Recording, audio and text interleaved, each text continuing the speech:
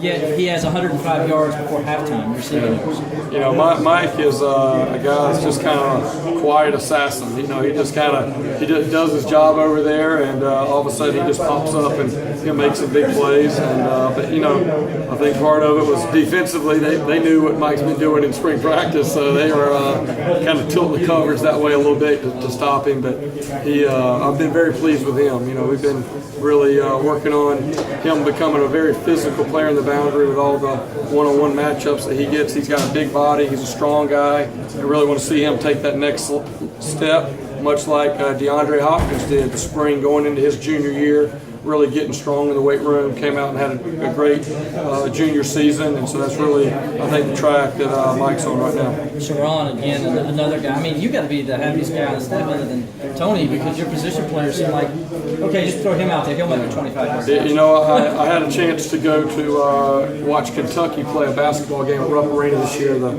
national convention was in Louisville, and so I found out that Kentucky was playing, so I drove over and watched them play a game in January, and I noticed they were playing Missouri and they were killing them. For the entire game, Coach Cal, he had one signal for substitution.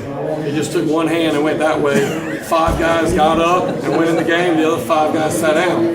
Now I was, man, wow, that's pretty impressive. About 8 minutes later, he does that. The 5 guys get up, the next 5 go. And I don't keep up with basketball a lot, but I was having trouble trying to figure out which 5 was the starting 5.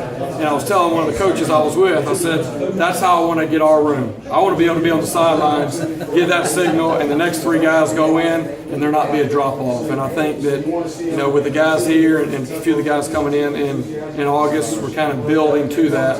And the guys like it. That's one thing I'm proud of in our room. There's not a lot of selfishness. We've had a lot of talented guys. I think today 14 different players had a catch, and that's what we want to do. We want to be able to spread the ball. We want to have a lot of depth, so that if you do have one injury, it doesn't change the entire game.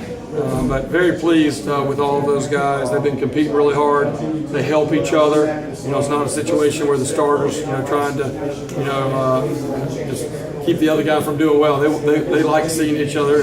I'm standing on the orange side, and the white team receivers are making plays, and our guys are over there excited for them. So you like to see that as a coach. We really try to be hard-working guys that are just humble, unselfish, just go to work every day, and blue-collar guys. Seeing Sharon, just that speed, we haven't seen that since his freshman year, that speed. I was happy he had an opportunity to do that. Sometimes we get to see that in spring practice, and he's made a bunch of plays this spring and really looks as good as he's looked since he's been here.